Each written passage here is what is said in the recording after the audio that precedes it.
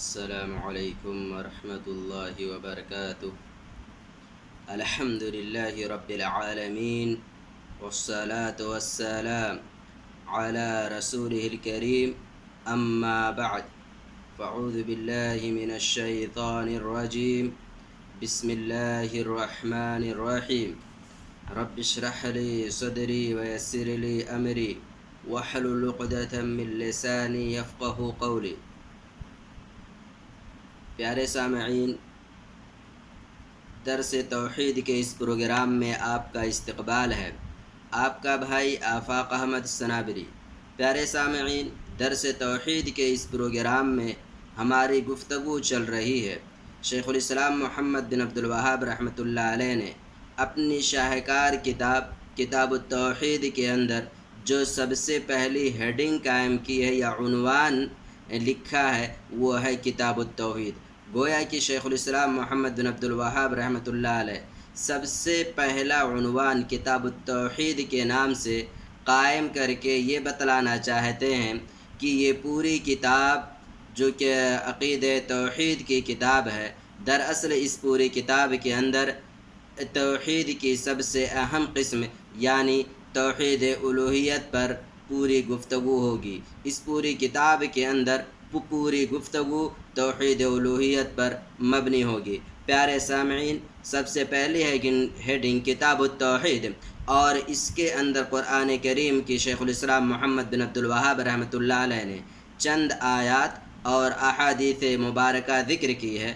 میں نے سب سے پہلی آیت جو شیخ الاسلام محمد بن عبد الوہاب رحمۃ اللہ علیہ نے ذکر کیا تھا اس کا معنی اور مفہوم آپ کے سامنے ذکر کیا۔ اس کے بعد جو آیت شیخ الاسلام محمد بن عبد الوہاب رحمۃ اللہ علیہ نے ذکر کی تھی اس کا بھی میں نے معنی و مفہوم آپ کے سامنے ذکر کیا۔ وہ آیت تھی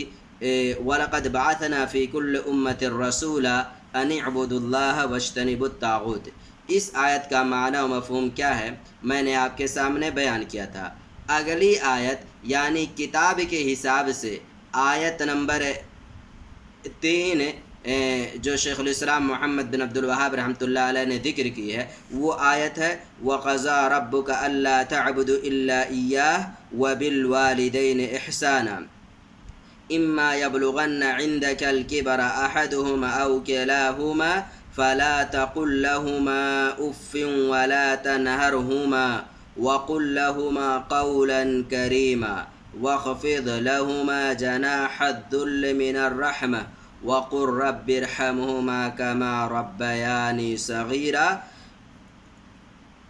سورۃ الاسراء آیت نمبر 23-24۔ پیارے سامعین، شیخ الاسلام محمد بن عبد الوہاب رحمۃ اللہ علیہ نے صرف اس پوری آیت کا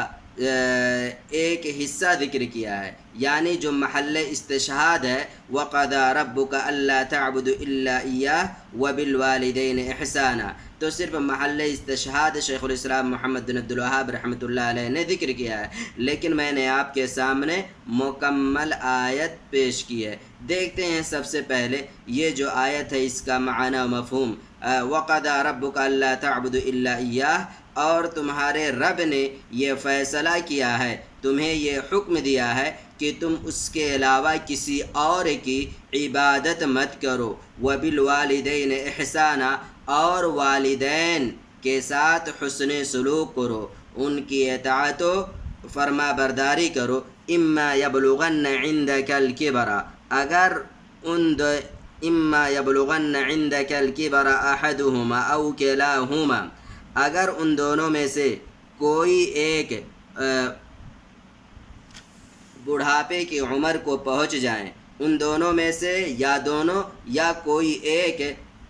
بڑھاپے کی عمر کو پہنچ جائیں فَلَا تَقُل لَّهُمَا أُفٍّ، تو تم ان دونوں کو اف تک نہ کہو، یعنی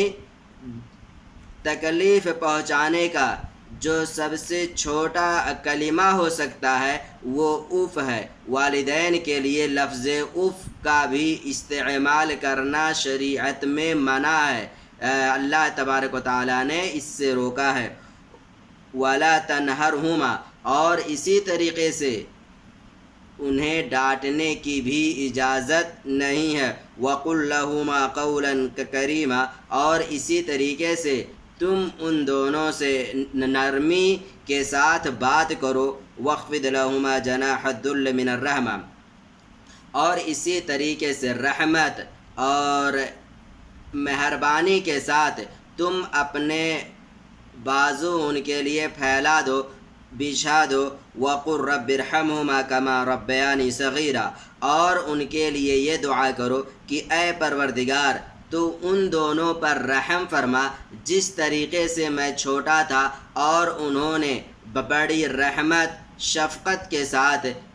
ہماری پرورش کی ہے، تو بھی ان پر رحم فرما، ان پر اپنی رحمت نازل فرما۔ یہ سورۃ الاسراء آیت نمبر 23 اور 24 کا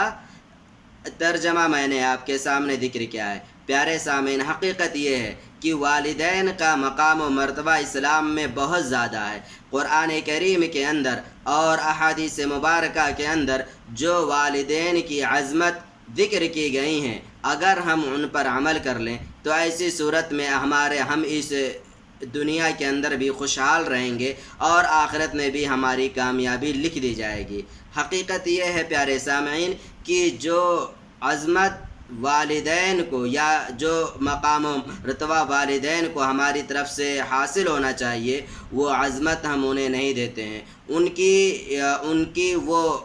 قدر ہم نہیں کرتے ہیں جو شریعت اسلامیہ میں ہم سے جس کا مطالبہ کیا گیا ہے۔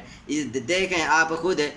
قرآن کریم کے اندر جہاں بھی اللہ رب العالمین نے اپنے حقوق کا تذکرہ کیا ہے، وہیں پر اسی کے فوراً بعد اکثر جگہوں پر والدین کے حق کا تذکرہ کیا ہے۔ مقصود یہ ہے بتلانا کہ حقوق العباد میں سب سے اہم اگر کوئی چیز ہو سکتی ہے تو وہ ہے توحید خالص کی اصلاح اور درستگی، اور اسی طریقے سے حقوق العباد میں سب سے اہم اگر کوئی حق ہے، سب سے اہمیت کا حامل اگر کسی کا حق ہے تو وہ والدین کے حقوق ہیں۔ والدین کے حقوق اس دنیا کے سارے حقوق پر مقدم ہیں۔ ان کے حقوق کی پامالی کرنا ہم کسی بھی شکل میں جائز اور درست نہیں ہے۔ والدین کی اطاعت نہ کرنا بلکہ والدین کی نافرمانی کرنا یہ حرام ہے۔ اور اسی طریقے سے پیارے رسول صلی اللہ علیہ وسلم نے والدین کو خوش کرنے میں کہا ہے کہ جس نے اپنے والدین کو خوش رکھا اس نے اللہ رب العالمین کو خوش رکھا، اور جس نے والدین کو ناخوش کیا اس نے اللہ رب العالمین کو ناخوش کیا۔ پیارے سامعین، حقیقت یہ ہے کہ یہ ایک الگ عنوان ہے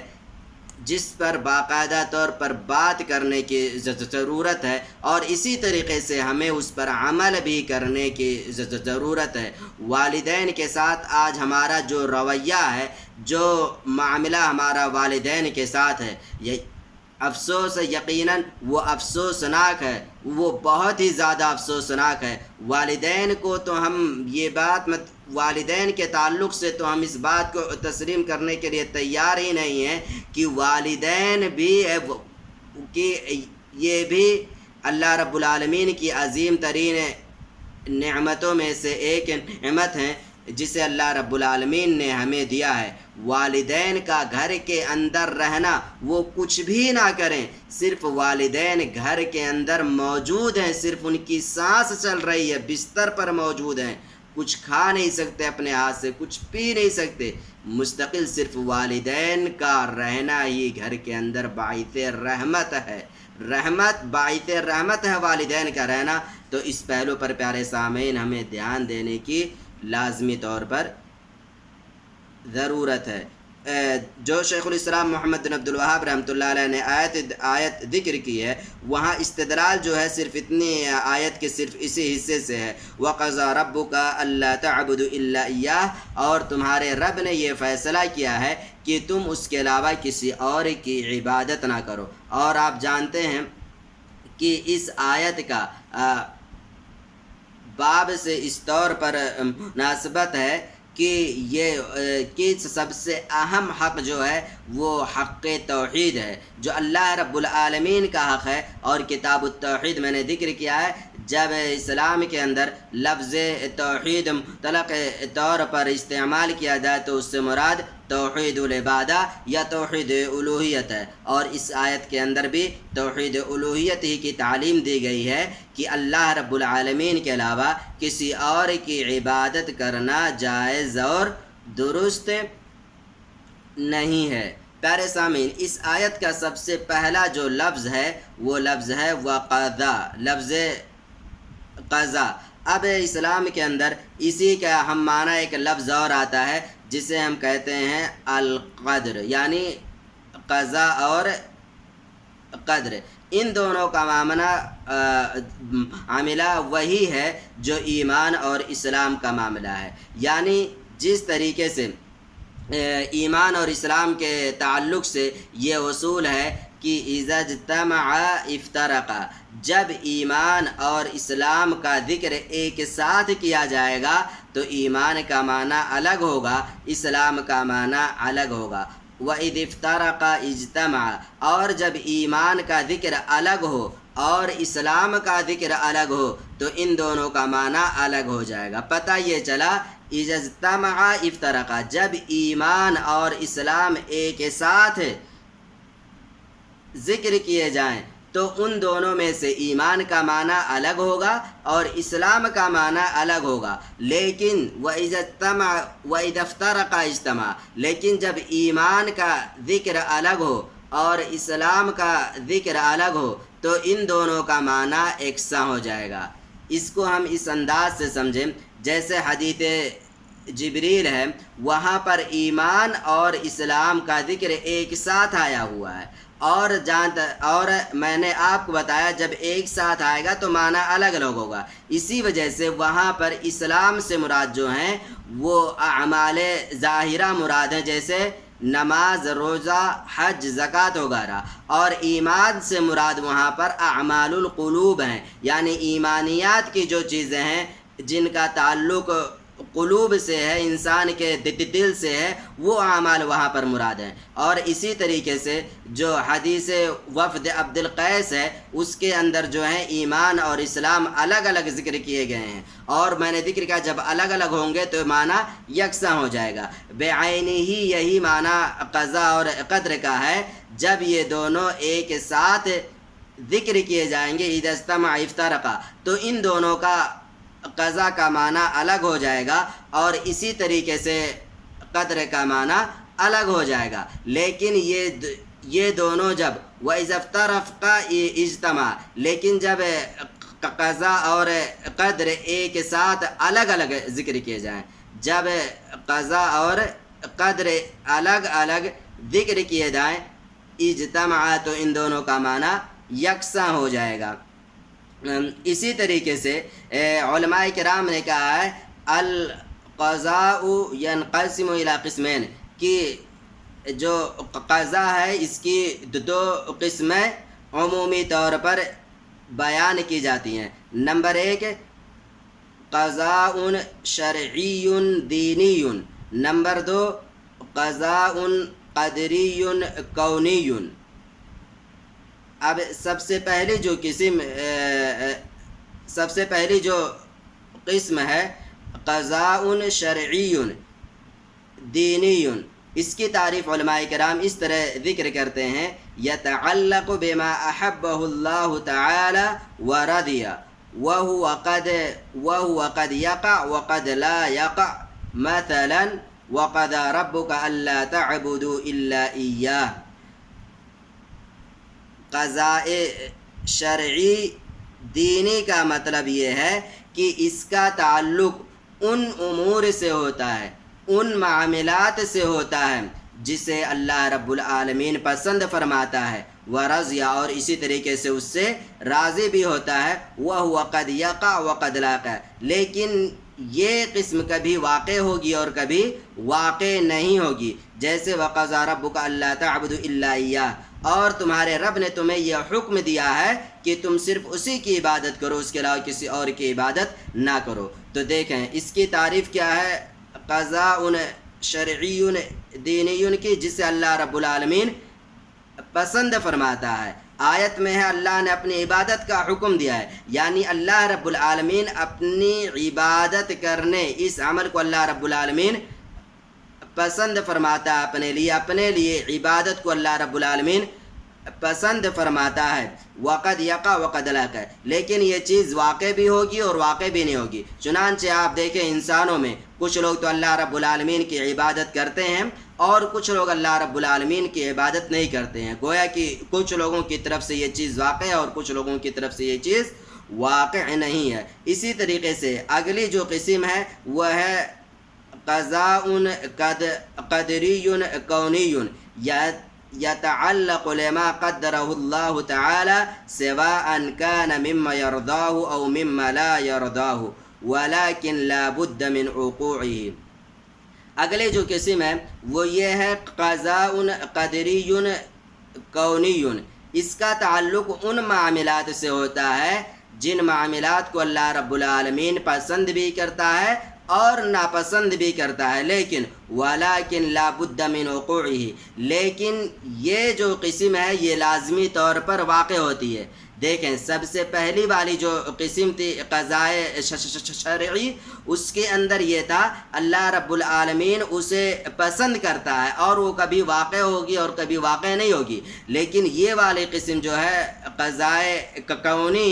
یہ اسے اللہ رب العالمین پسند بھی کرتا ہے اور نہ بھی پسند کرتا ہے، لیکن یہ والی قسم لازمی طور پر واقع ہوگی۔ جیسے اللہ رب العالمین کا ارشاد ہے وَقَضَيْنَا إِلَى بَنِي إِسْرَائِيلَ فِي الْكِتَابِ لَتُفْسِدُنَّ فِي الْأَرْضِ مَرَّتَيْنِ وَلَتَعْلُنَّ عُلُوًّا كَبِيرًا، سورۃ الاسراء آیت نمبر 4۔ یہاں پر جو قضا سے مراد قضائے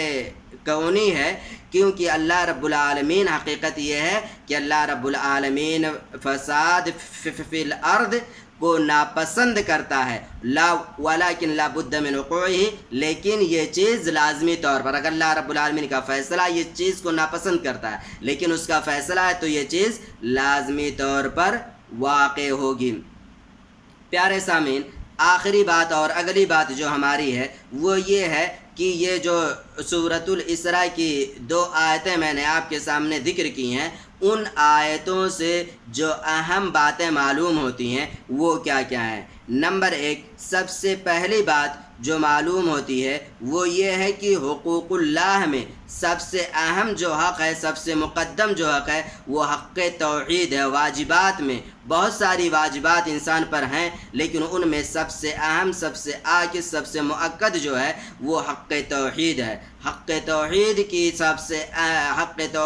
سے اہم ہے، اس وجہ سے انسان کو سب سے پہلے اسی کے اصلاح کی کوشش کرنی چاہیے، اور اگر اس کے اندر کہیں خرابی ہو تو اسے ختم کرنے کی بھی کوشش کرنی چاہیے۔ اور اسی طریقے سے اگلی بات جو اس آیت کریمہ سے معلوم ہوتی ہے وہ یہ ہے کہ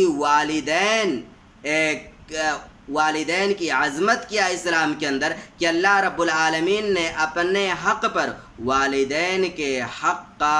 اپنے حق کے بعد والدین